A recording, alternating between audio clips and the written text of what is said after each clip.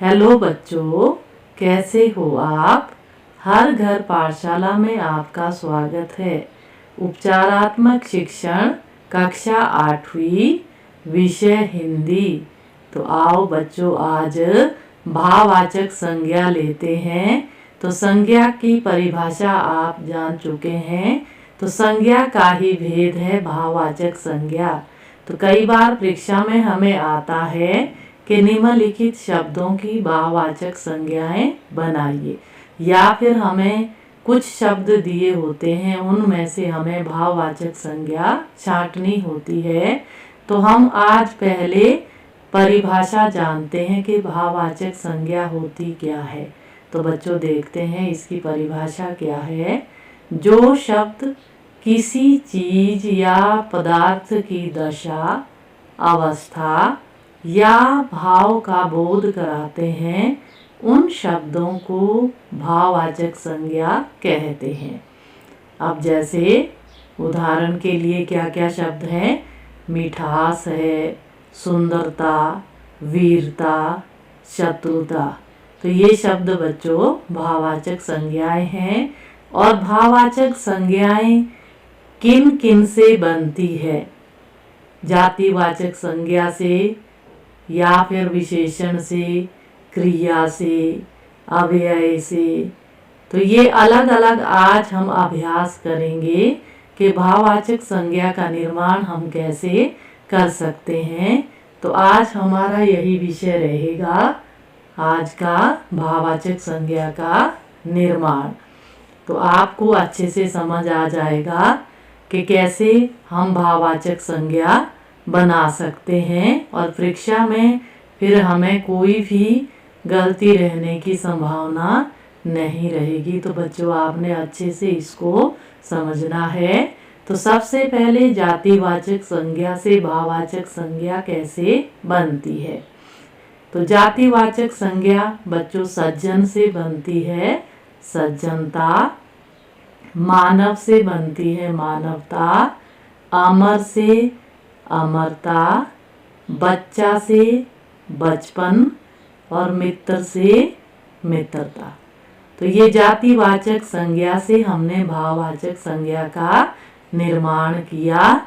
तो आप भी इसी तरह से जातिवाचक संज्ञा अगर आती है, उससे अगर हमें भाववाचक संज्ञा बनानी है, तो आप अभ्यास कीजिए और इन शब्दों को भी याद रखिए कि हमने किस तरह से जातिवाचक से भाववाचक संज्ञा का निर्माण किया है।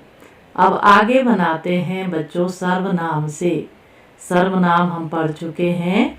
सर्वनाम से हमने भाववाचक संज्ञा बनानी है।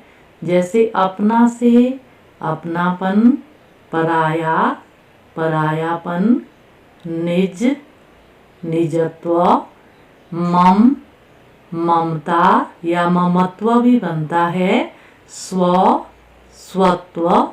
तो बच्चों ये सर्वनाम है।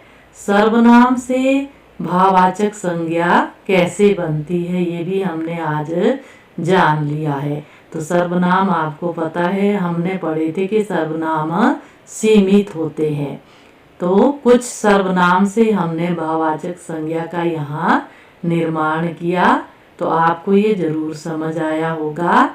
अब चलते हैं विशेषण से।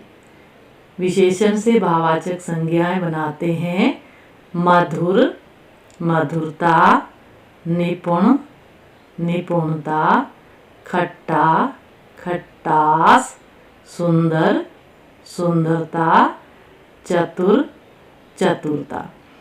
तो अब विशेषण शब्द आपको पता है, संज्ञा और सर्वनाम की विशेषता प्रकट करने वाले शब्द विशेषण है। तो उन शब्दों से भी हमने भाववाचक संज्ञा का निर्माण किया है। तो ये भी बच्चों आपको समझ आ गया होगा। अब आगे चलते हैं।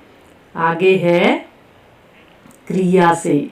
तो क्रिया से भी भाववाचक संज्ञाएं कैसे बनती है ये भी अभ्यास करते हैं।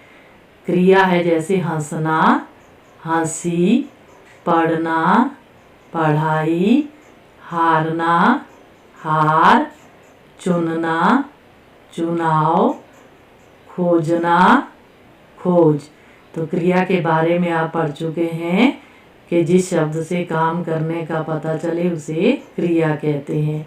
तो क्रिया से भी हमने भाववाचक संज्ञा का निर्माण किया है। तो ये भी बच्चों आपको ज़रूर समझ आया होगा।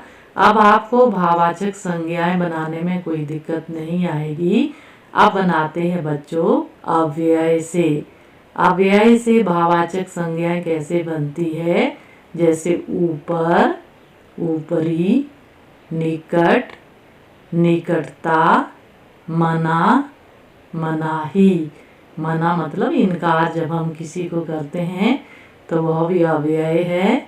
मनाही उसकी भाववाचक संज्ञा बनती है। अब दूर शब्द है तो उसकी बनेगी भाववाचक संज्ञा दूरी।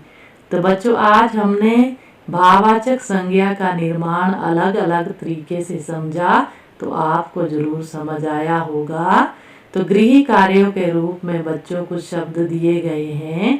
तो इन शब्दों की आप सभी ने भाववाचक संज्ञाएं बनानी है और अपनी कॉपी में सुंदर और साफ साफ तरीके से उसको लिखना है।